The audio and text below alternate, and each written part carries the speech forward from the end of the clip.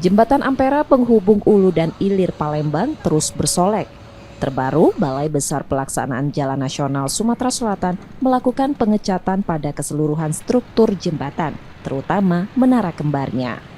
Pengecatan sudah dilakukan 1,5 bulan dan akan rampung pada akhir November 2022. Pekerjaan merupakan bagian dari renovasi Jembatan Ampera. BBPJN Sumsel juga melakukan peremajaan struktur baja di atas maupun bawah jembatan, perbaikan beton dan pilar. Rehabilitasi Jembatan Ampera diperlukan lantaran ada penelitian dari komite yang terdiri kalangan akademisi menilai perlu peremajaan struktur maupun cat jembatan yang dibangun tahun 1962 itu.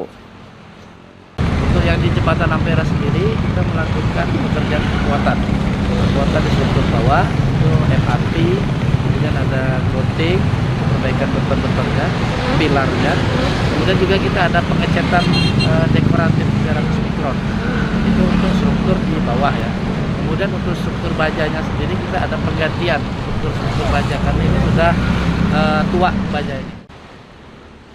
Tak hanya pengecatan dan perbaikan struktur, BBPJN Sumsel juga berencana memasang lift di menara jembatan.